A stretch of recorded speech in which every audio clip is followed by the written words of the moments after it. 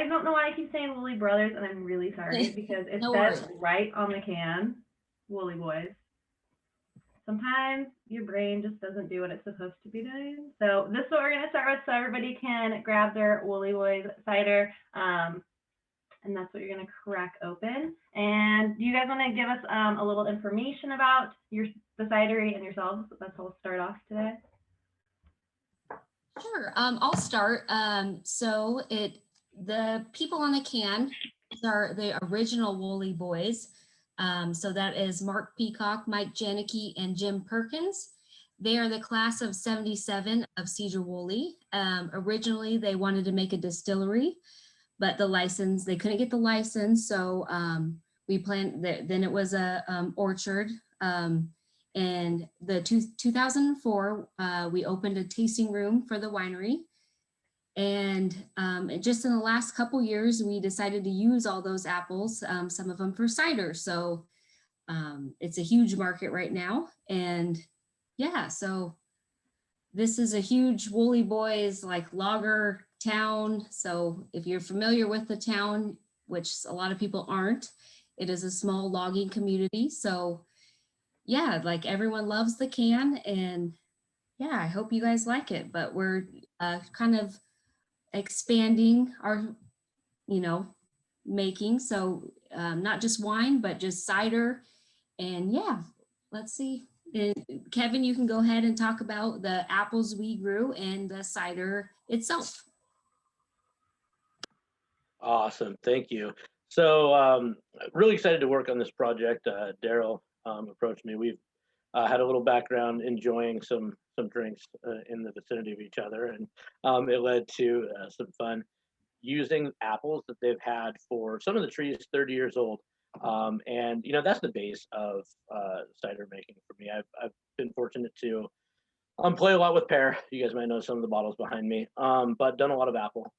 And my favorite apple to do is when I get bins of assorted varieties, some unknown, and we just let the fruit do its thing. So this was really cool. We were able to get the complexity that we were looking for with the exact blend that came over last fall. And so what we did is just as clean of a ferment as we could, took it to full dryness, but we kept back just a couple percent of the fresh pressed juice itself pre-ferment, so that we could kind of top off the upper notes of the fruit with just its own unfermented cider. And it just worked out fantastically well because the flavor characteristics were there in the apples. So we're having fun with this project. Got another revision of the flavor profile. Going to keep this very similar comparative acidity level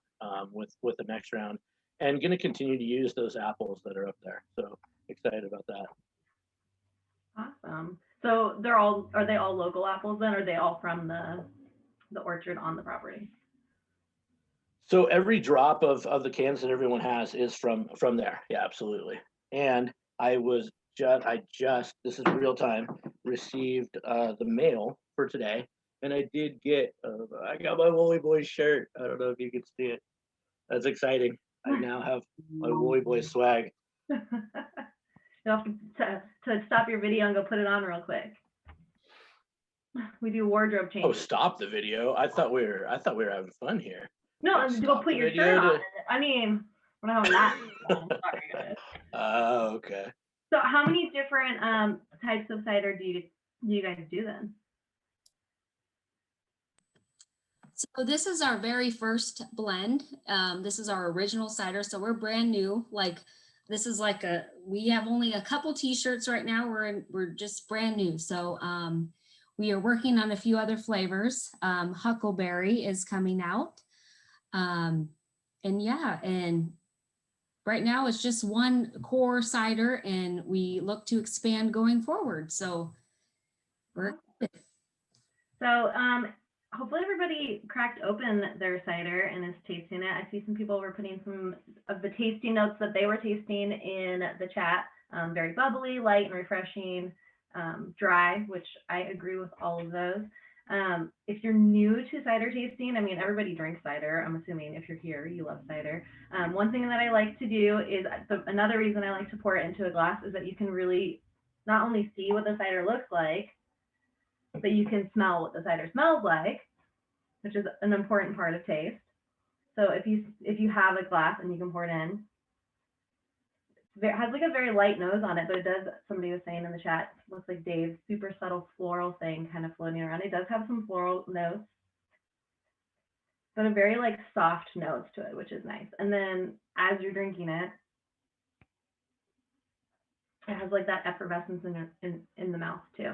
Do you guys want to talk about some of the tasting notes on this one that you have as people are drinking it? And we're drinking this one if you've joined us late. It's the Woolley Boys cider. Yeah, so I mean, my favorite part about doing tastings like this is the looking at the descriptors that other people use and realizing that every single word that people use to describe it is correct, because that's what they're experiencing, and that's my favorite part. I mean, we've got the approach that we did on this was to, you know, as I said, let the fruit in itself and the fermentation of that fruit speak for itself. We didn't want to put any kind of adjuncts with it. We didn't want to add any sugar to it. We just let it do its own thing. And so we were trying to have a balanced acidity to it. You know, as you mentioned, that dryness level, I just ran the rerun the math before this. So we're right at about 0.5% of residual sugar. So it's, and that was the goal, is we could take it all the way down, but I still really wanted to, you know, and working with the guys that have been blending for a long time, working with Daryl and the winery, we wanted to make sure the fruit was presented enough. That's why we put back a little bit of the pre-fermentation fruit. So for us, it's the dry, it's the you know, subtle floral, and I you know, reading some of these and what you're saying as the subtlety of it. There's certain ways to, you know, you can group different acidity levels, group different fruits to knock a part of the palate out the door. And we really didn't want to do that with this. We wanted people to kind of challenge people on picking up the subtlety, and that's what the fruit allowed, all the old growth that the winery has. It's a very like mellow cider. So when people think of dry ciders, I think a lot of people think of like super tannic and like funky and kind of like those earthy flavors. And this is very like, it's like subtle and mellow. And if you're somebody who's like, I only like sweet ciders, I feel like it's one that you could really enjoy because it has some perceived sweetness to it. And so it's not like, you know, that like cotton mouth feel that sometimes you get from dry ciders. So, you know, I like that it's mellow and dry without being like overwhelming. It's like one you can drink every day. What's the ABV on this one? I guess I could just look. So 6.3, which is pretty sessionable. Yeah, exactly. This one, we didn't have just the fruit itself didn't have some of the higher brick levels that I would sometimes start with on apple, and that worked perfectly because we took it down with what we got to start with, which is probably about a 14, I think, on this one, maybe even a 13.5 is what it mellowed out at the starting brick. Where, you know, for example, a lot of the others I've done just with some blends. I've got one in the fermenter now of apple that we just tested out at 16.5. So it allowed for that to be not an overpowering ABV, especially with that light touchback of the pre-fermented. Explain what bricks is to people who don't know what it is. Yeah, and actually, I'm looking at some of the other cider makers, and they're probably going to judge me for not saying specific gravity. But Brix is the you know, it's a measurement of for us, effectively the fermentable sugars that are there. So it's what you can turn at the base level, what you can turn into alcohol or leave for flavor and fruitiness. Like when you look at the French style of doing like a demi-sec, they have X amount of sugar to start with. They'll arrest fermentation partway down naturally, so they get to retain the fruitiness with adding nothing in. So. Great. We did have a question in the chat. Does the kind of glass matter in cider tasting? Like in bourbon tasting, you want the glass narrower at the top. I like it better in the glass than straight out of the can, so it's less tart. I'm not a glass snob myself. I know that there are people that are. Like I will drink out of a mason jar. I will drink out of any vessel that I can pour a cider into. In general, for cider, what I've found, a lot of people prefer the ones that kind of have like a almost like a fluted top that opens it up so you can really get those aromatics when you pour it. Like I know there's people who swear by like the Tesu glasses, a pint glass even would work. You know, whatever you have, just so that you can kind of get that like air hitting it so you can smell it is what I prefer. Any of our other cider makers or anyone want to chime in on what kind of glass they think is best for drinking cider out of? Don't be shy. I mean, I started out about 7-8 years ago when we first got into cider making as a strong proponent for the flute. Yeah, because the champagne flute would force kind of, as you're talking about, the aromatics up into the nose. We have a modified white wine glass that we've kind of adopted, which it's got thinner walls and it ends up being a good fit, 16 ounce. That's why it's kind of a modified white wine. But I like what you're saying about being able to get to force the nose up there, because that's a big part of how we experience tasting. It definitely changes I mean, not a ton, but it can change your experience and the way they taste it. Our friend from Two Towns is saying anything that can hold the liquid is good for me. And I agree. I'm not picky as long as it can get into my mouth. That's really all I want. We have some friends saying tulip style glasses, and those are the kind of ones that, kind of like this. Mason jars. I think, anything that you can pour your cider into and just get the full experience, especially the color on cider sometimes is really what I want to see. So I have these tiny little, they're like baby wine glasses actually from Cider Summit that I grabbed because I want to portion control myself so I don't end up drinking the whole thing, even if I like it and want to. Let's open it up for questions from the audience. If you have questions for the Woolley boys, we are drinking their cider. As you're putting questions in, you might want to pull out your Bellingham ciders if they're on ice or in something cold so that they'll be ready for the next tasting. We have some friends that are drinking out of their Country Financial glass, which is a great way to drink if you want to drink the whole thing. Oh, they're showing it off. All of our friends are showing them off. I can see them. Yay, thank you so much. I saw it and I was like, ooh, maybe I should drink out of this. And I was like, I'm going to end up pouring the entire cider into it and then have to drink it. And then, I don't think there's anything wrong with that. I mean, and then trying to do 5 more afterwards, that might be bad. Like I can drink some cider, friends, but I cannot drink 6 ciders in an hour and a half. I'm sharing my tasting pack with a couple really, really close friends, kind of like brothers. Mm-hmm. So I didn't want to, and we had to come into the hall here at the Cider Barrel. It was loud in there. They are still kind of doing business, so I couldn't hear anything. So it was back and forth trying to connect to Wi-Fi and all the fun. Do you want to introduce yourself? Do you go by David or Dave? Dave. Well, you get to choose. It's your time. I can be like, everybody call me Princess Sparkles today, and that's what you get to call me because that's what I said. So what do you want us to call you? Just call me David. Okay, David. Do you want to introduce yourself to everybody?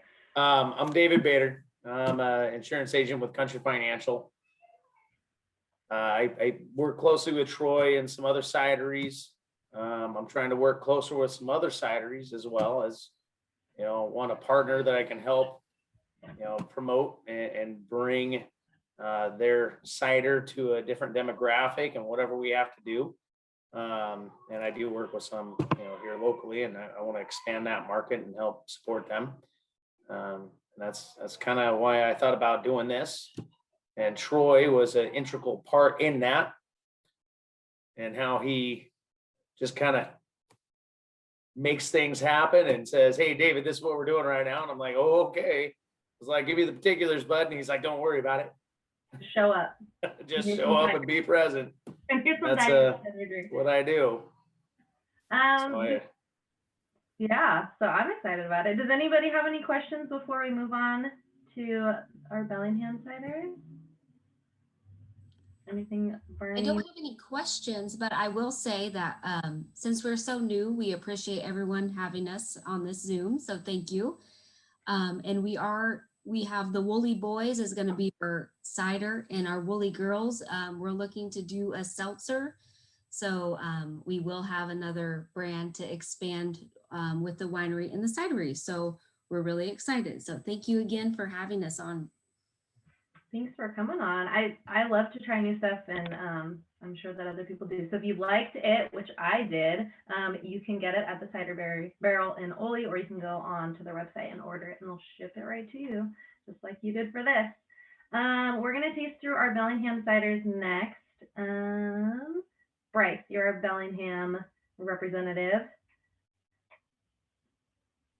Yeah, hey, and Josh Surface is actually on the call as well. He's our cider maker. So he would be, both Josh and I are paramedics up here, and Josh is actually at the fire station right now, but we did agree to do this interview, and I'm here kind of as backup because I'm not working in case he gets a 911 call.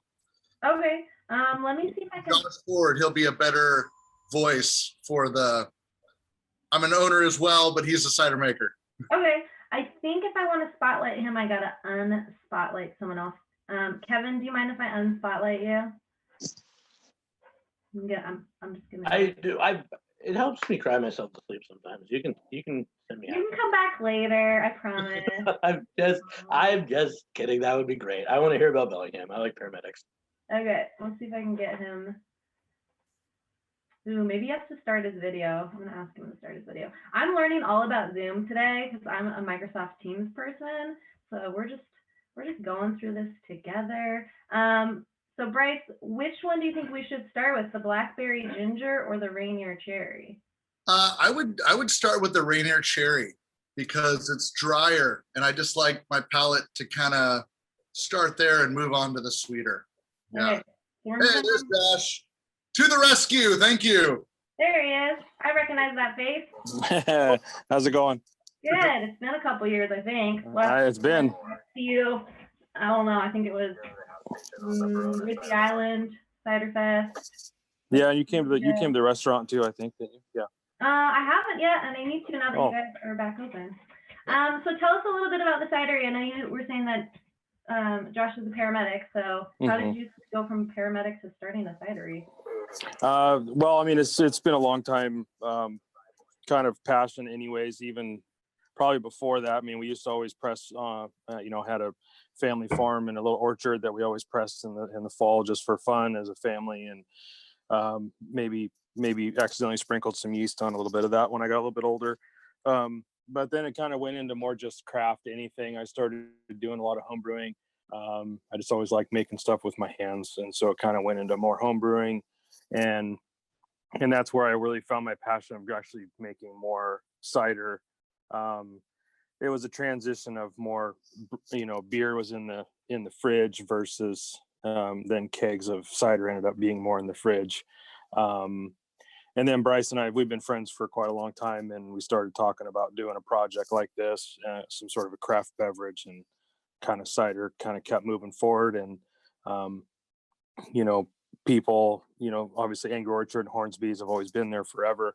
But then there's been also a lot of, Seattle, Two Towns, a lot of those guys, they started doing it and started, kind of started a new trend. And, I felt a little bit more confident about, I knew I could make good cider, but I felt more confident about the business being able to, be successful with the grow in the market. So then I just kind of dove in and went for it. So how long has it been that you guys have commercially been producing cider? We've been commercially open for, we just had our 3rd birthday in February. So. Okay. I feel like probably maybe in the last 5 years, there's been a huge cider boom. You have your old standbys, like you said, like Angry Orchard and Hornsby's have been around forever. But I feel like in the last 5 years, it's just been this huge surge of cideries opening. Yeah, I mean, I got a lot of passion. I got a lot of from, a lot of help from obviously Locust. Jason helped me quite a bit. All the kind of the early on guys in the local, Rev, Nat, and a lot of those guys were just huge inspirations for me to, keep moving forward. So it was cool to become friends with them. I feel like the cider community, it really is a community. I don't know, like if other beverage industries are this way, but everyone is like very welcoming. Yeah, I think so. You know, I really got inspired with the craft movement and the craft beer movement, I should say. And it seemed like there was quite a few local breweries that, you know, everybody was friends, even though it's friendly competition, but they all helped each other out. And I was really hoping that this industry was the same way. And I found it mostly is. It's been really good. You know, I'll probably mention Locust a few more times while I'm talking, just because without him, he was the one that Jason and that crew, Chelsea and all those guys, those were the ones that helped me transition from homemaking to more craft, or, you know, more commercial size stuff, as far as just getting my whole head wrapped around tank size and everything, and like how to compute all that in my head. Yeah, it's different math to go from something homebrewed size to Sure. commercially producing, I'm sure. Yeah. So everybody, we just popped open the Rainier Cherry Dry. If you haven't opened that one, that's what we're drinking. It's 6.7%. You can see it has a beautiful kind of like ruby color to it. What do you want to say about this one?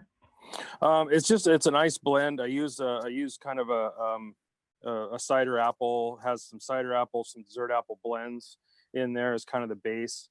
And then I dry that completely out to probably about 10, right about 10.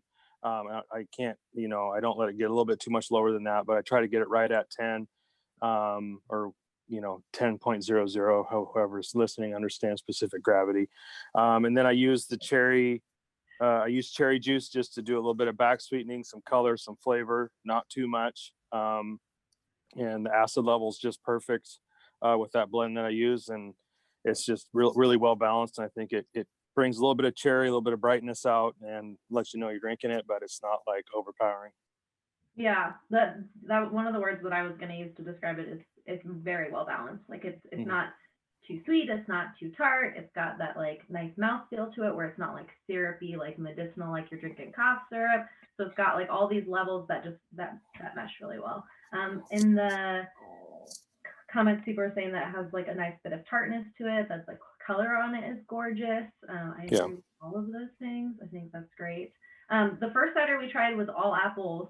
So this cider, you were saying you added cherry juice and you added it, and at the end you didn't ferment them. Okay. No, the cherry juice goes in post fermentation.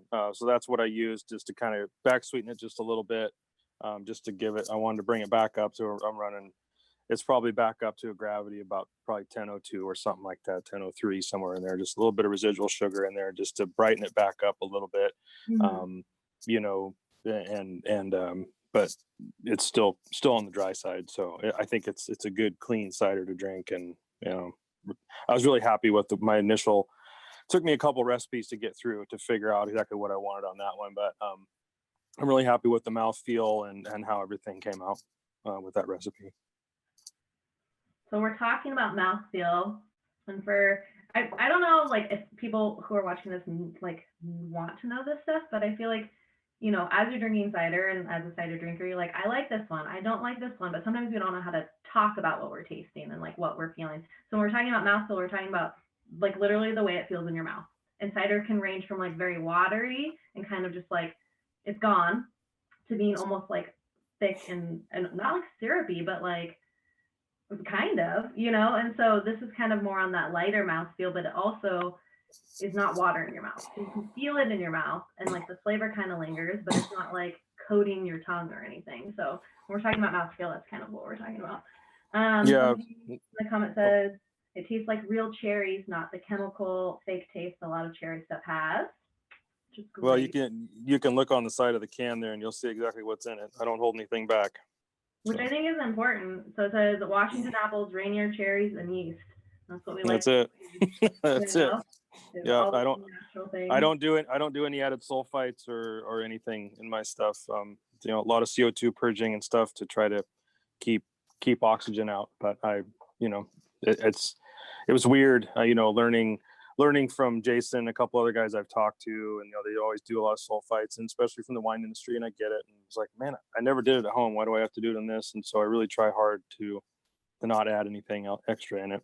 But the cans are pasteurized, so I do pasteurize. Okay. And how many different ciders do you have in cans now? I feel like the cans are kind of a new thing.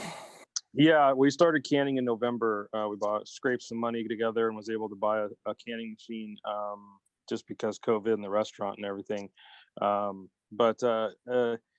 So I started off with the dry blackberry ginger and the hopped, and then I also did back in this, late fall, November-ish, I had some blood orange left over that I canned, and I had the caramel apple that I used with Pure Bliss caramel. And so I did those two just in cans just to kind of get it out there, because there was no keg sales, no tap rooms were open, nothing was open. So those things flew off the shelf really quick.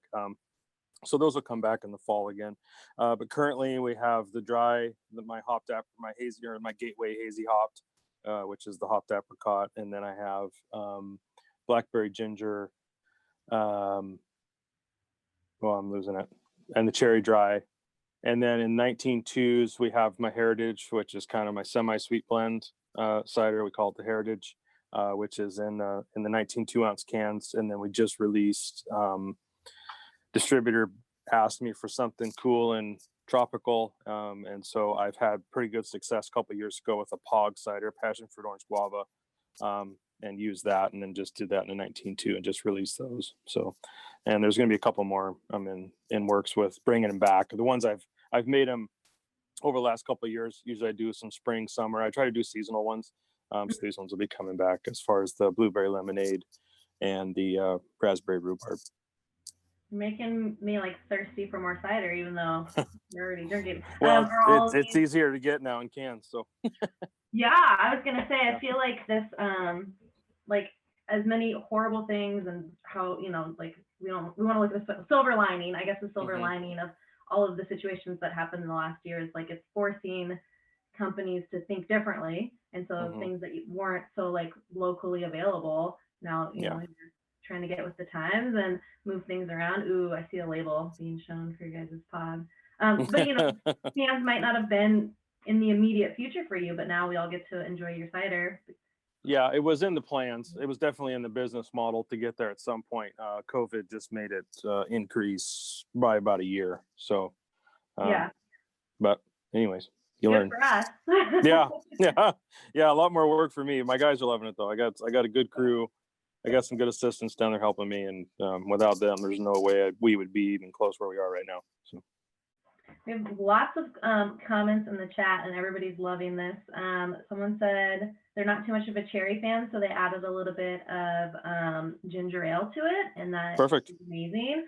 I also would say you could also add a shot of like vodka to that, and that would be quite good. A little bit of orange juice in the morning, whatever. Yeah, a little, Shirley Temple type action. Cherry is awesome. Hazed hopped is fabulous. We had another friend tell us that the Woolley Boy cider, enough said, is now in their drinking diet. They're just going to add it to the rotation. Loving the no sulfites. Added sulfites make me sneeze and have rosy cheeks. So that's a great plus to not have it add in there. I have gotten quite a few comments from people, at least customers, that really appreciate the fact that I don't do that. Just because they're very sensitive to it. So it's cool. Yeah. So it's good. A lot of people saying they want to try the POG, so you better bring it down to the Cider Barrel once it's canned. Well, you're gonna have to talk to Bryce about that. He's the one heading south, so we'll see. We're going to move to the next cider in just a second, but if anybody has any questions or wants to come on and ask a question, let us know. Bryce, you want to add some stuff? I just want to say really quick, I'm just proud of Josh and his crew for what they do and what they're producing. I wanted to show you guys, because I'm here. Our cidery is 750 square feet. That's 750. So that's all. And it's, 8-foot ceilings. So I was just going to kind of give you an idea. This is the entire production. That's all it is. So anyway, I just want to say we're tiny. It's like, but they are cranking out cider here. It's amazing to see. And it's a testament to Josh and his crew for how hard they work, because it's they're working with used wine equipment in basically a 2-car garage, and they're producing enough cider for the whole community. And it's kind of cool to know that when people know that, he's no additive and he's working from very little equipment. There's nothing fancy down here. In fact, Scott Fraser, he built that out of used parts. So, I mean, it's pretty amazing down here. If anyone ever wants a tour, we'd love to give you one. Come in. I'm on my way right now. Okay, we're gonna open the next cider. That's from Bellingham Cider, and that would be their blackberry ginger. Somebody said that 750 square feet is slightly bigger than a New York apartment, and I agree. I think you must have some good planning for space in order to like produce that much cider in such a small space. Yeah, well, I have some offsite storage, which helps as far as for product and stuff like that. For before, there's no way I could can if I didn't have some offsite storage. There's no way I could, store cans and all that stuff in that little facility. So anything that's post fermentation, and canned and packaged is there, but not for very long because we're signed with a distributor, so they take quite a bit pretty quick. So move it out. You don't get to build the can forts and like hide in them and. Yeah, we actually probably saw the milk crates there. We do more crate forts down there. So yeah, but the crates are open and then the Nerf darts go through them. That's right. Yeah, no, it's great. And then we can do little cannon bombs over the side. It's fun. We make fun of them. Yeah. We have lots of people who are getting excited about how small your production space is because they're like, well, my garage is about that size. Maybe I'm going to clean it out and start my own cidery. And yeah, do it. Cidery That's at some point you just got to you just got to do it. If you think find you your can, just go passion do in it. it. Okay, I'm going to pour this one. Another beautiful one. It's a little bit darker than the cherry. Yeah. It's hard to see the color on it without, I need like a flashlight to shine on it. But beautiful kind of purpley color. So tell us about the blackberry ginger. I love ginger. It's my favorite. I will. Yeah. That. Blackberry ginger that's kind of our flagship. We opened with that one. I didn't have cherry for another year after that. So the flagship ones we opened with, that was the one I stuck my flag in. I'm really proud of my dry cider, and I'm really proud of even my heritage blend and a lot of those ones. But I wanted to make something that was drier, had a lot of fruit notes, a lot of flavor in there to kind of get people away from the sweet, Angry Orchard style stuff and really try to open up to our crowd, at least in Bellingham. And so I tried to make it a little bit sweeter. I'd like to say, I used to always say until I make the POG that was the blackberry ginger was the sweetest cider I made.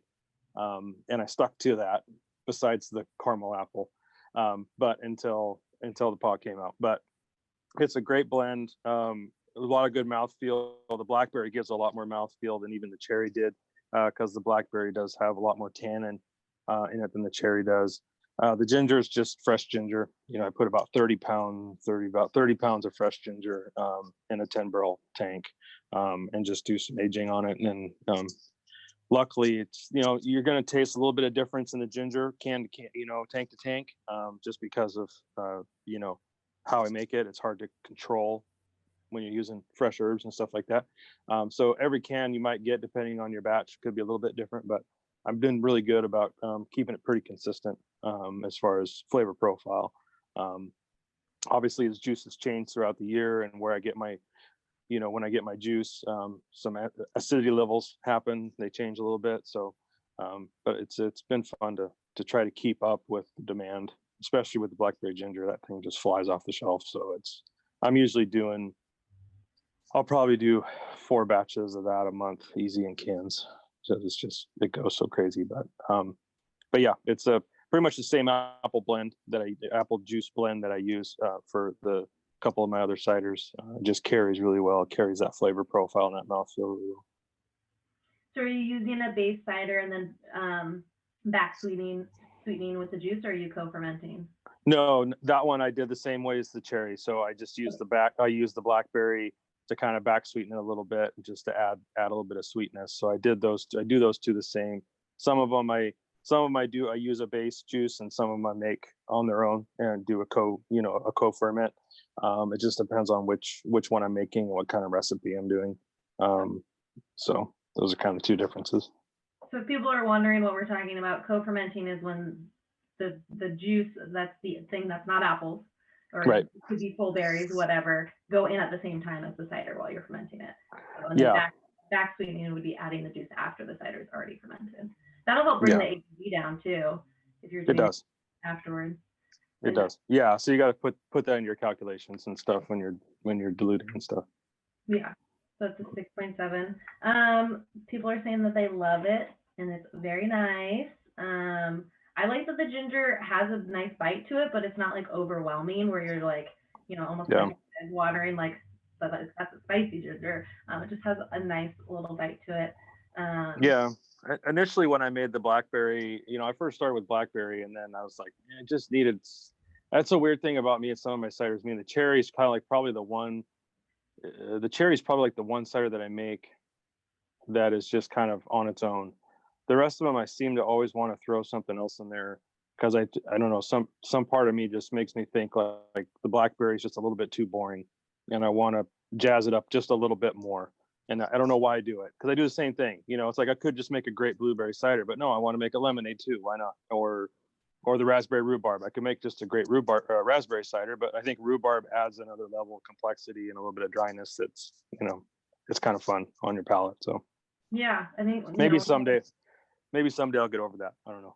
No, I don't think you should, because I think when we're talking about balance and being able to balance those two flavors in such a way where they mesh so well, I think it's important. So being more experimental, like you can get a raspberry cider anywhere, but how many raspberry rhubarb ciders are there out there? How many blackberry ginger ciders? So and everybody does them a little different. So I think it's good. Yeah.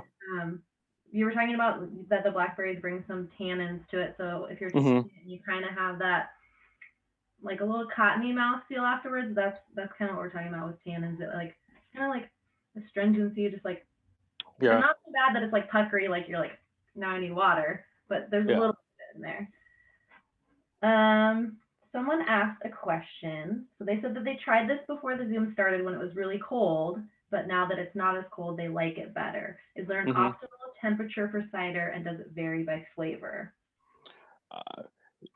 I think my personal opinion, I think that the optimal temperature is whatever temperature you like to drink it at. I don't think warm is good, and I don't really have a thermostat in there about which one should be which. I think it's what you prefer.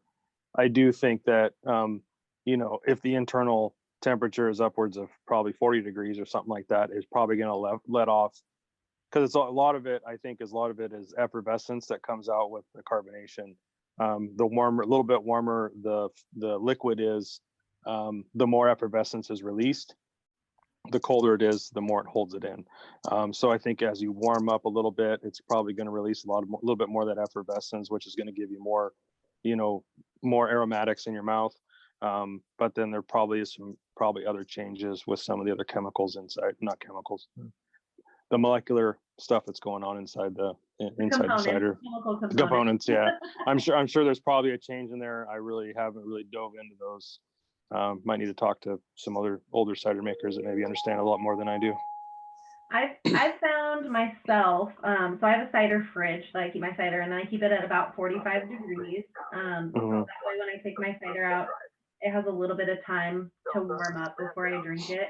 If you're having your cider in like your regular fridge, that's like close to like 34 degrees probably, I would let it sit for 15 minutes probably before drinking it. If you like your cider sweeter, then I would let it warm up more, because that sweetness is going to come out. But if the cider's too sweet for you, drink it like super, super cold. There's a lot of reasons, like that Canadians put ice in their cider, and that's because most of their ciders are a lot sweeter than ours. And so they'll add that ice to bring down that perceived sweetness. Do any of our other cider makers want to chime in on temperature for serving cider? Yeah, I actually love that you've got it about 45. That's, I mean, a little above that, I think. Certainly for, and I'll talk about the difference on apple and pear because we've done Perry's forever in another part of the stuff that I do. And the sorbitol and pear, kind of that mid palate sweetness, gets punctuated a lot more when you have it colder, right? So you almost get more of kind of the fruit from the pear colder. But with apple, we find that you get more of kind of the aromatics, more maturation as it warms up, as you would with a red wine. So definitely a little bit warmer on the side of for apple, and for for our pear, like we serve it on the rocks often. You go over to Ireland and you'll see it. A lot of the pear is served with a pint glass of rocks. Just kind of the difference of that sorbitol level in the pear.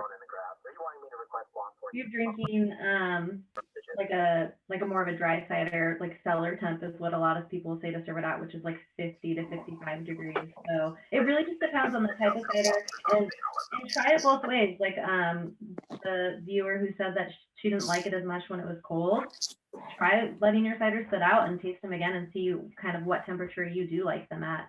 It really depends on your palate, and everybody's palate's different. I've had ciders where I drank them straight out of the fridge and I was like, this is flavor, like there's no flavor to it. It's not very good.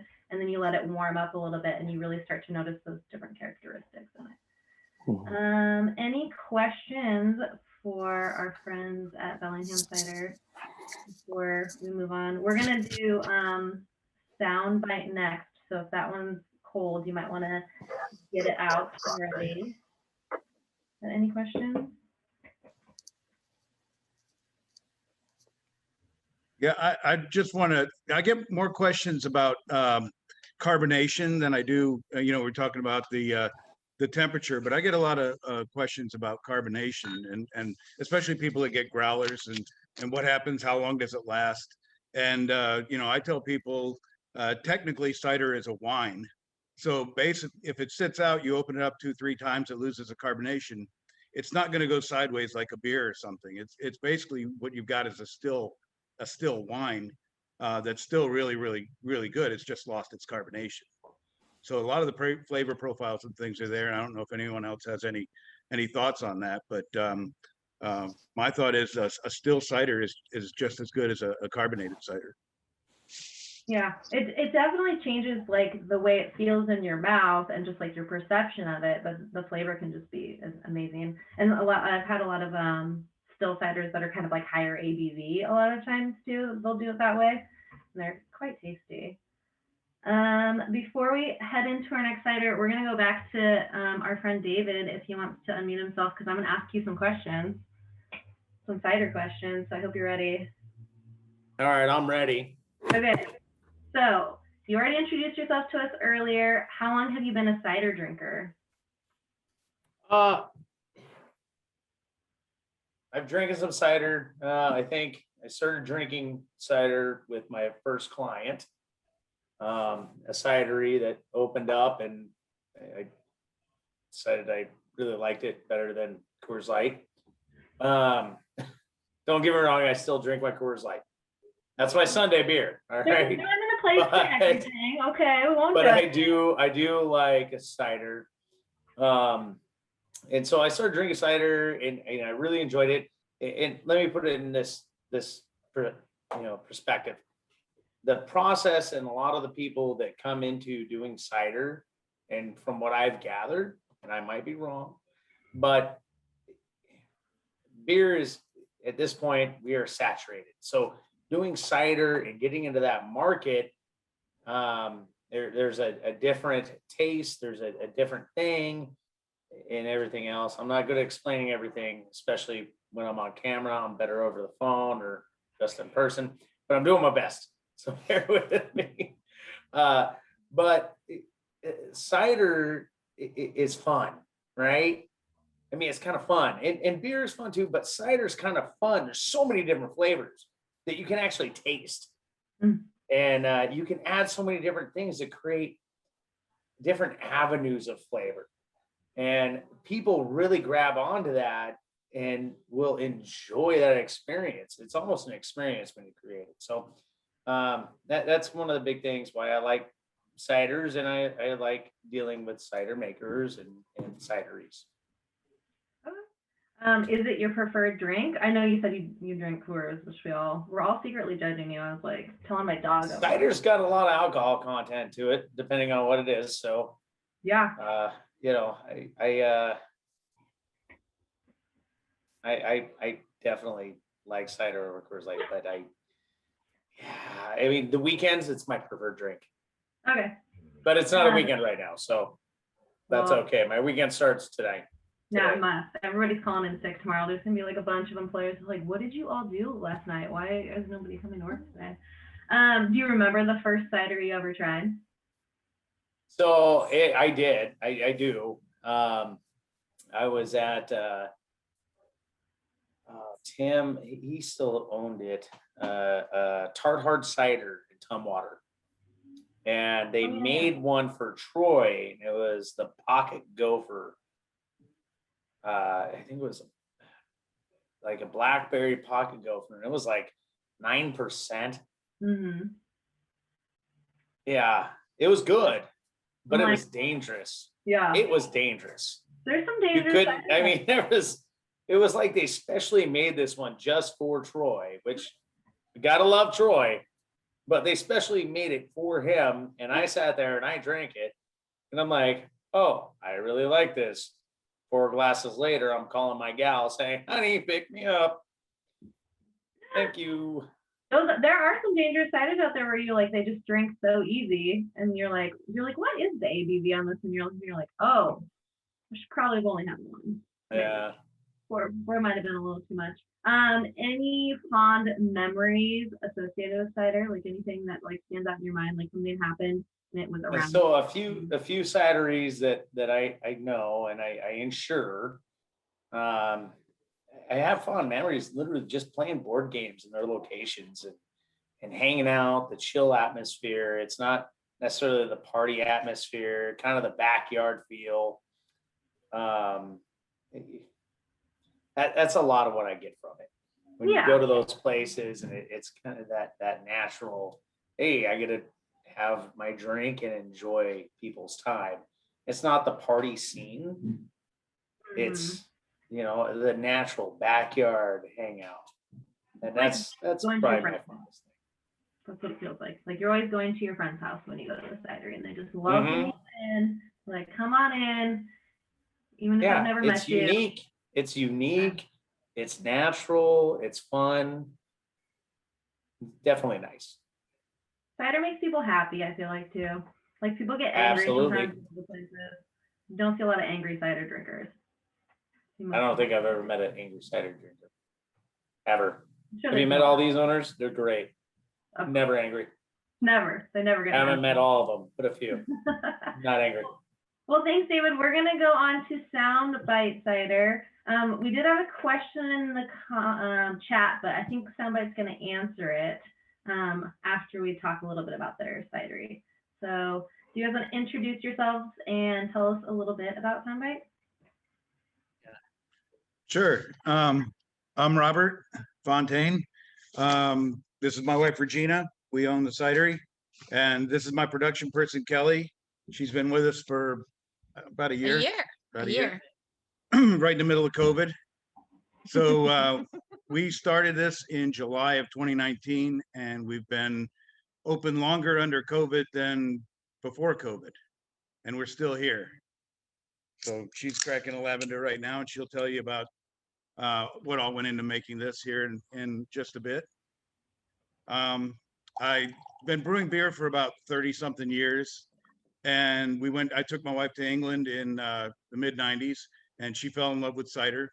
So every other beer I made, I'd have to make a cider because you couldn't get good cider back on the East Coast back, 1995-ish. And we moved to Washington State about 6 years ago. And I vowed never to make a beer again because you can't swing a cat here without hitting a brewery. And matter of fact, we share the parking lot with a brewery, and there's 2 other breweries that are 2 blocks away, and they're making much better beer than I've ever made. So I took the time to refine my ciders. I took a couple of years to, and I think a lot of Bellingham, a lot of their thought processes are kind of our same principles. Is I wanted to get a good dry cider first. I wanted to have a good core base cider before I started adding any flavors or anything. So there was a lot of testing with different types of yeast to get a good dry profile and then a semi-dry profile. And we finally got that. I was in my basement for ever and a day, and we got these tanks right here. She let me cash in our 401k and actually put the money towards some steel and a cidery.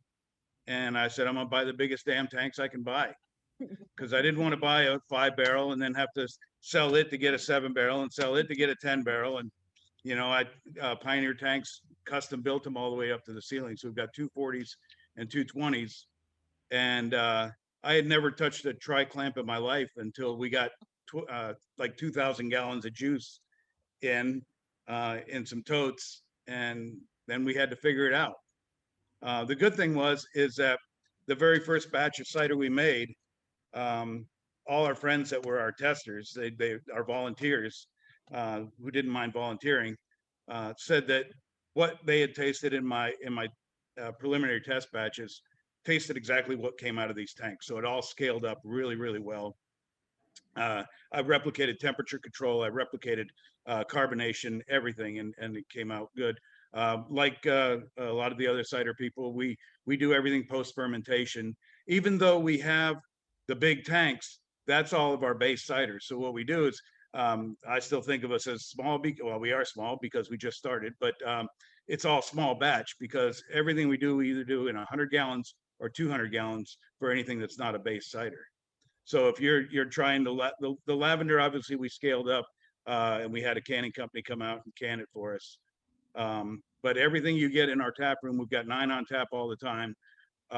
Everything that we do is all made in either 100 gallons or 200 gallons. And like them, we're dealing with, we don't use sulfites, we don't use preservatives, we don't use essences, no flavorings, 100% juices, 100% everything. She'll get into, sometimes we do a little bit of back sweetening on the teas with like blue agave or something like that, to take the edge off, the sharp edge off the finish a little bit. But getting the control of, we've got a jalapeno mango right now. So you throw it in the tank, you throw it in the fridge, and you keep testing it until you think you've got it right, and then you keg it and hope it works. And every batch is a little bit different. Getting to the chili stuff, our first, when we opened, we had no idea how, we had 10 taps, we got to get 10 flavors. So we wanted to do a hot one for us. We had some cherry and said, let's just do a habanero chipotle ancho cherry cider called a Cherry Bomb. And it was a hit, and we still can't take it off the tap. We've had it on tap number 4 since the day we opened. People will be standing outside with picket lines, and when you're bringing it back. So we did can that, and Troy actually has some of that that he could ship out for the Cherry Bomb. But I think we're on our 65th recipe right now. So in a year and a half, we've had 65 different flavors. Every week, 2 weeks, we got something coming out. We've got a Marion Berry coming out tomorrow. We've got a honey moonshine barrel aged coming out over the weekend for our Mug Club members. It's been a pretty exciting time, and we're still here. Yeah, that's amazing. So I know that the Cider Barrel obviously has this one, and you said that they have your Cherry Bomb. Yeah, it's called Hot for Cherry. Oh, is it Hot for Cherry? Is it that one? We didn't want to get copyright infringement or trademark infringement, so we had to change names on some things. Oh, when you put them into cans. Yeah. We didn't want to have to go out and put little labels on all the cans out there in the wild somewhere, Change it. That would be a pain. Do they also have some of your stuff on draft at the Cider Barrel? Not yet. Not yet. Soon, right? That's it. That's the plan. We've been really lucky. I mean, since we've been open, we haven't actively sold to places. We're on, I don't know, like 50 different handles around town, and they've all called us. I had 2 people call us today and say, send us a fresh sheet. We want to get us, a keg from you. So people are finding out about us every day. I thank Troy for looking us up and it's supporting us. So and it's been through the COVID, it's been all local support. I mean, that's what saved us. That and our crowler machine. Holy cow. But yeah, but people, the community has been just fantastic to us. The brewery sends people over to our way. If you like cider, go across the parking lot. They send people our way all the time, and we send people their way.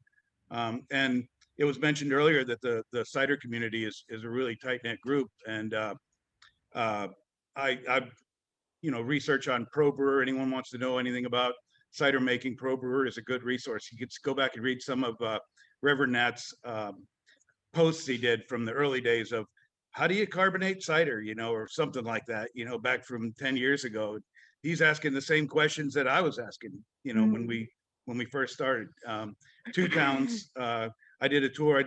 OSU has a business startup cider making class and then an advanced chemistry class. And we got to tour the 2-town cider house and chat with them. And they were all free with information on tips about how to make better cider and how to do, production techniques and things like that. And I appreciate that. And Jason over at Incline and Elemental, they've just all been great to us. It's just been a great community of people, and the support's been fantastic. Awesome. So let's talk about this midnight lavender that I think most people have already busted into, because everyone in the chat is saying that it's amazing and great and fantastic, and that they volunteered to taste test all of your ciders. And usually floral stuff is not their jam, but it's so mellow and light and delicious. So tell us about the cider. And one question was, why is this one so fizzy compared to some of the other ones? Hold on one second. This is her first recipe. I want everybody to know her very first recipe, and I'm surprised I could fit her head onto the screen. She's so proud of this cider. So Excited! I'm excited now. Okay, tell us about it. So first recipe, and it's just based on one of my favorite teas from a local tea company. And they do custom blends if you want. They'll do in addition to their selection of 30 fabulous teas, but I just wanted to make something that I enjoyed drinking every night. Something that I've never had anything like before. I've had a few lavender ciders, but nothing that wasn't overly sweet. So this is actually lavender, lemongrass, and rose hips. And that kind of the lemongrass and rose hips kind of cut some of that sweetness or that overly flowery flavor you can get from lavender sometimes. And so really I just let the tea kind of speak for itself. And then I don't get all the credit because it was Robert's idea to sweeten it up a tiny bit with the agave, just so we, it didn't feel like you were drinking an iced tea or something. It still felt cidery. As far as the fizzy, that's interesting. Fizzy. It's a little toned down actually from some of the things we had been doing before on draft. And it's a little less fizzy than some of our other offerings actually, to make the canning process easier. Any thoughts on? No, I'm not quite understanding the fizziness either, but we it's poured it here. Fine bubbles. It's like fine bubbles. Yeah. And it could be the way the tea, because this isn't a fruit cider. This is it's just cider with a tea concentrate added to it. Yeah. Fresh brewed tea. So what we get tea, we brew it slightly stronger than you'd want to drink it. Almost like if you were at a coffee shop or something and you got like an iced coffee and they diluted a little bit with water. We kind of went with that just to keep our ABV up. So it's actually a tea concentrate brewed right here in house, and we've done many preparations of it: hot tea, cold tea. Actually, in the cans, we did a hot tea, which brings out a kind of different flavor palette. You get a little bit more of the more florals. The lemongrass kind of comes out with a hot brew. So basically working on this recipe, you know, we tried 15, 20 different preparations of this particular tea. And then that we decided on one to go in the final recipe and get canned. So As you're like saying what's in it, I'm like, ooh, I taste that. Ooh, I taste that. Ooh, I Right? taste that. You know what I mean? Like at first I was like, okay, it's lavender and it's apple. Like, and then I was like, but there's something else in there. I was like, I don't know what it is. Mm-hmm. Can't put my finger on it. But then as you're saying the other things, I'm like, oh yeah. Like, Mm-hmm. and it does have a very nice like mellow floralness to it. 'Cause Mhm. sometimes floral like components that go into cider, it can kind of be like potpourri. Like you're like, I feel like I'm eating a candle, drinking a candle right now, and that's not really what you Exactly. want. And Yeah. the funny thing is lavender's not one of my all-time favorite flavors. And then it was like just when you add those extra kind of extra notes, extra complexity, it really kind of makes the lavender shine and showcases the lavender without it being overpowering. So that's kind of what we were going for on that. So is this a blend that you guys came up with it, or is it the blend from the tea place? Yeah, this is a blend from our tea place. And we actually use a couple of their blends on different things. We do a chai, we do a tropical kind of floral tropical flavor too. So Oh, what is the big tea fan. company? Huh? What is the tea company? We have friends in the chat asking. Oh, they're called Miro Tea based in Ballard, down in Okay. Seattle. Local to Seattle, I could go pick some up. Everyone's saying that that's an amazing cider, and that even some people that aren't cider drinkers are saying that it's one of their favorites that they've had. I mean, it is very like light and effervescent. Botanical ciders can sometimes be a little, a little iffy, so it's got a nice balance to it. That it's like very spring-like, nice and refreshing. I think it's a good one for spring. And that's why we put it in the cans, is because right out the gate, it was so popular. Mhm. We came out right in the middle of summer, and it light and refreshing, and everybody just said, holy cow, this is great. So when we were deciding what to put in our first run of cans, it's like, well, the lavender's been selling like crazy, so let's do it. So you have this one and the cherry in can so far? Yes, we're doing a blueberry tangerine in cans probably in May. So that's I like all the faces that people are making. Like, I don't know if you guys can see everyone, but I can. And sometimes you just get like people are so pumped, and it makes me so happy. Like, I don't know about you guys, but I get excited. It is light and refreshing. So why is it called Midnight Lavender? So we do all of our names, our cider names, based on songs, because we're kind of a music themed cidery. Soundbite. Yep, Soundbite. And so actually that one was a play on a Jimi Hendrix song called Midnight Lightning. So we have some other flavors that are song inspired. New flavor coming out called Painted Blackberry. We have what else? Give Peach a Give chance. Peach a chance. Peach Hopalula, millions of peaches. That's just the peach. My Zest Friends Girl is a lemon Thai basil cider. So yeah, the name comes from song puns, which is, other than drinking cider, my favorite part of this job.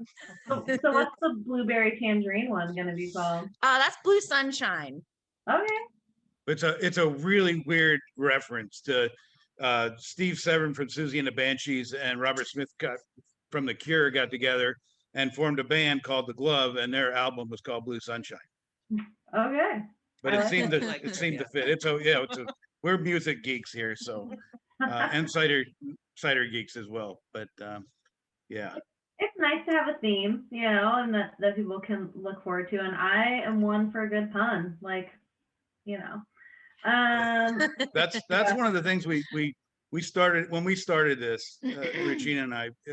The goal was we got to have fun. I gave up my day job. I said I want to work, and don't want to sit in a cubicle all day, and I want to have fun doing what I'm doing, and I want the customers and everybody that comes in here to have fun. too. So we got a really wild music selection. You know, we do open mic nights, karaoke in the regular world when that happens again. Mhm. And another trademark of our ciders also is because Regina refuses to let me make a sweet cider. Almost everything we do is a dry, semi-dry ish. So we have a pog that we've been making for about a year and a half, off and on. That's kind of sweet, and some of the tropical things are a little bit sweet, but for the most part, things are whatever the flavor is. You know, we have a raspberry Marion berry that we call Rock the Rasba. That's all just no back sweetening with anything other than all the sweetening comes from the natural fruit juices. Amazing. We do have one. We need to go to our next diary, but does anybody have any more questions for Soundbite before we move on? I think the consensus was that you guys made a wonderful cider and everybody likes it. Oh yeah, and nobody mentioned this, but and somebody just did in the chat on the side. Yeah. QR codes. You want to tell us about the QR code a little bit? So that was one of the things we wanted to do from the start. So we've been having, we're on our third or fourth iteration of having bands. The goal is that we would put bands links to either their website or their video or something, local bands or Pacific Northwest bands on the label. And then once a year we would have a Bands on Cans show at our place, which promptly got shut down. But Thank you. Colin. yeah. But that's going to happen. So we had Temple Canyon on our first one, then we had Lisa Prank. I think Lisa Prank is on that one. Frank's on this one. And then a local country type band called Fretland is on our new labels. And we got some other bands wanting to get on future labels. So it's a way to you know, share music that we like with other people as well. Awesome. Well, thanks for coming on tonight. Really appreciate you guys coming out and bringing the whole gang too. Like to hear lots of perspectives on each cider. Thanks For everyone else, we're getting out our Two-Town cider. We're going to move to them. Ooh, And our representative. You don't have your name, and so I don't know what it is. I'm just like Two-Town. Scott. I'm Scott. I've worked with Two Towns for a few years now in different parts of the country. Two Towns is based out of Corvallis, Oregon. We are turning 11 this year, so we're the old guy of the bunch here. Yeah, that's the thing. We're all got started out of a garage in the middle of nowhere, Corvallis, and now we are 100 employees and we're in 8 states, and so we're having fun. Awesome. So we have the Pacific Pineapple and the Maid Marian that came in your tasting kit. Which one do you think that we should start with? They're both pretty bold flavors. Let's start with the Maid Marian. Okay. And finish with the crowd favorite, the pineapple. Okay. So the Maid Marian, we've been making that for 9 years. We've worked with the same local farmers for the last 9 years. The largest Maryberry growers in the United States are actually just south of us in the Willamette Valley. So we know them personally. We go down every year. We do a harvest with them. We know where all of our fruit comes from. We use more Washington apples than any other cidery in the country. So yeah, it's jammy. It's cut it off clean. Our whole thing with all of our ciders is we want a really bold flavor, but clean cut off. We don't want it to linger forever. So really strong in your face, cut off clean. That's what I was gonna say. Like, it's so funny. Like, as you're saying, I'm like, the first sip I took, I'm like, oh, this is jammy, but then it doesn't like coat your palate and stick around. You can drink it, and then you're like, oh, now I need to drink more because I don't taste it anymore. So just keep drinking. That's yeah, we make all of our ciders to make you all addicts. That's the goal. Make you want to take another sip every time. But yeah, we do all Yeah, every time. We do whole fruit. When we never add any sugar. There will never, ever be added sugar to any of our ciders. Everything's done on the front end. We don't back end any of our stuff. We cold ferment. We do things. They take a little longer, but we do things a little old school. So yeah. Everyone in the comments is saying, yeah, baby, this is amazing. Love it. Coming from being a longtime wine snob, this is one I could really dive into.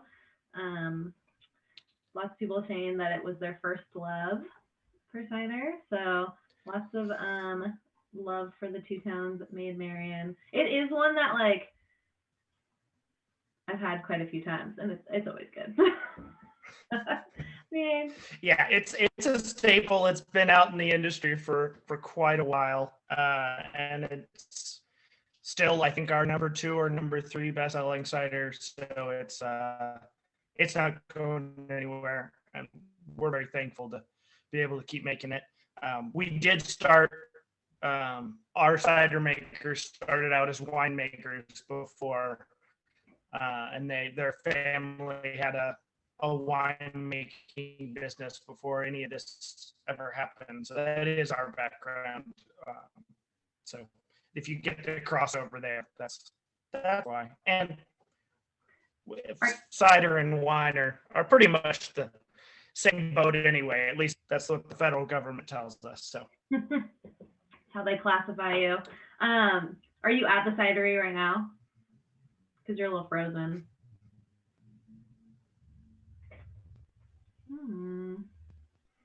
He's frozen. An interesting fact for people in case you don't know this. Cider is. Oh, I am.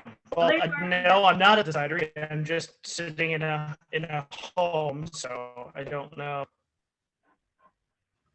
I don't know what's going on. But cider is considered. I can hear you just fine. For free. If you fly Alaska, you can ship a whole case of cider with you in a box.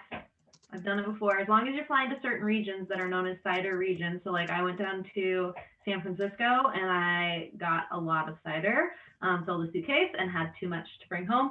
So you can bring a case of cider and check it for free if you fly Alaska and have an Alaska credit card. They will just let you ship it. Like put it on the plane for free. And it all arrived perfectly fine. Okay, we can see you now. This is better than what was happening before. Can we hear you though? Maybe. Can you hear me? Now we can. You kind of sounded like robotic a little bit before. It's just my personality. You're doing it on purpose, actually. We all think it's like glitching, but really that's just like does not compute. That's just how it goes. Yeah. This is a great cider. We have people making hearts to tell you. I'm assuming that's what the hearts are for. That they love it.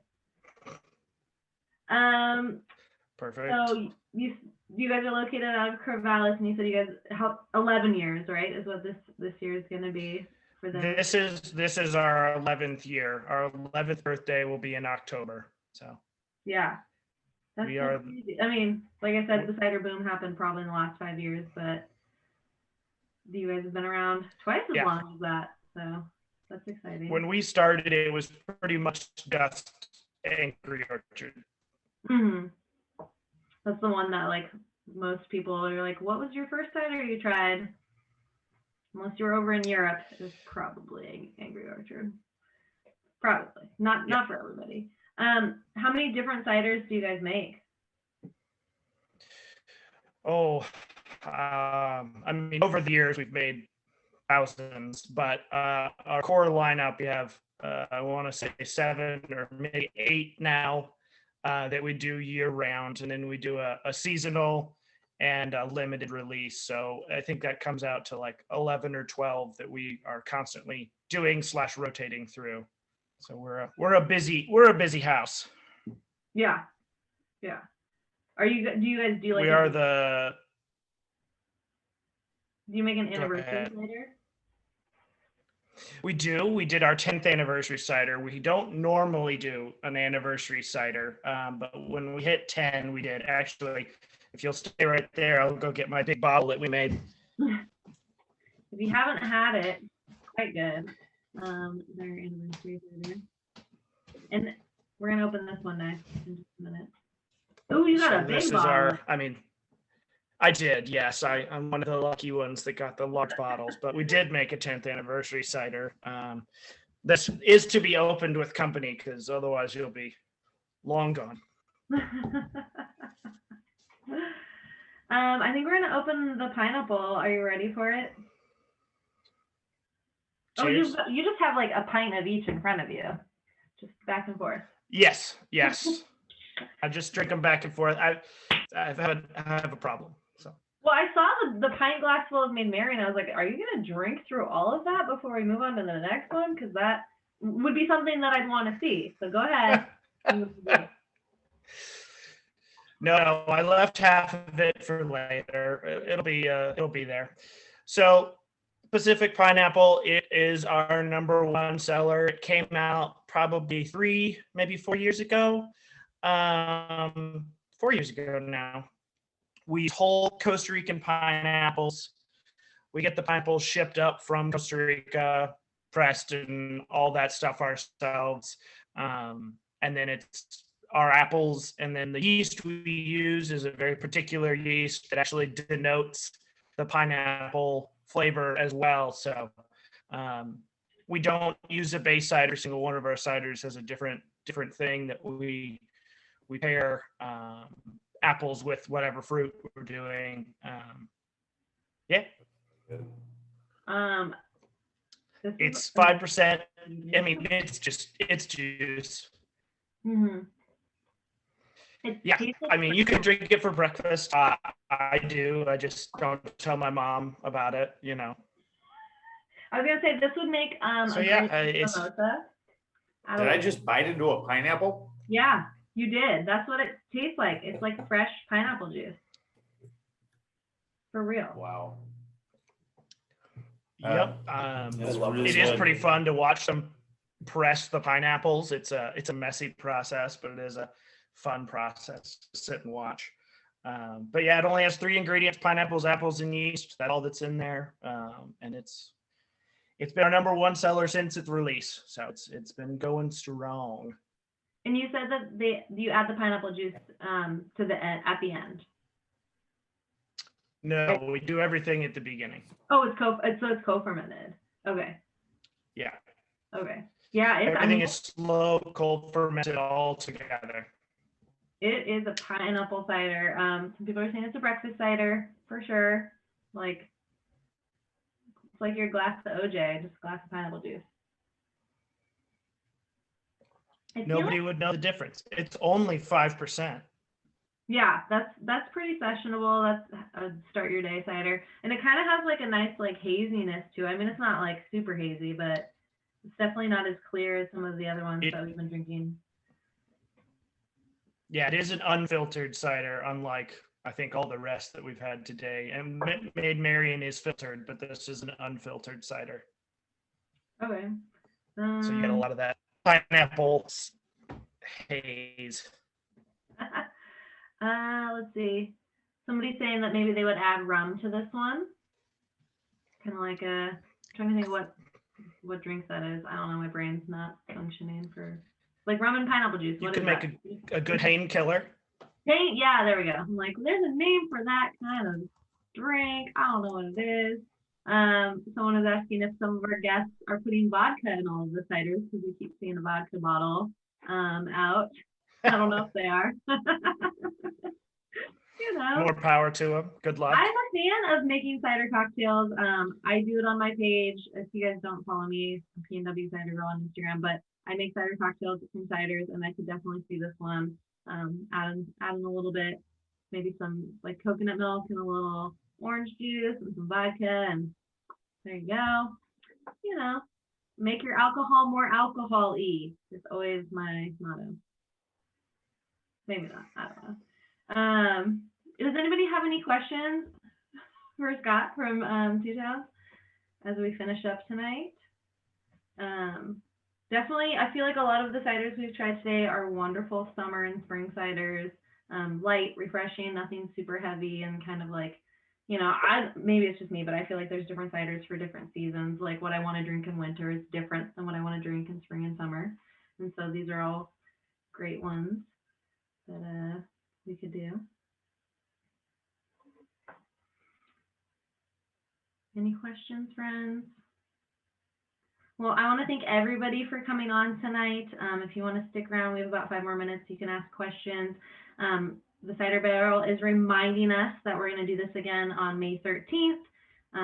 Schilling, Union Hill, Republic of Cider, and Yonder Cider. There's only going to be 35 slots available, so make sure you grab your spot. There's a link in the chat if you want to buy your tickets.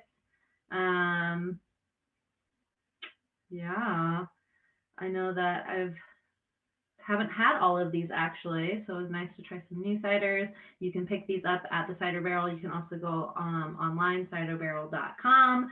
They ship to 14 states, which is nice.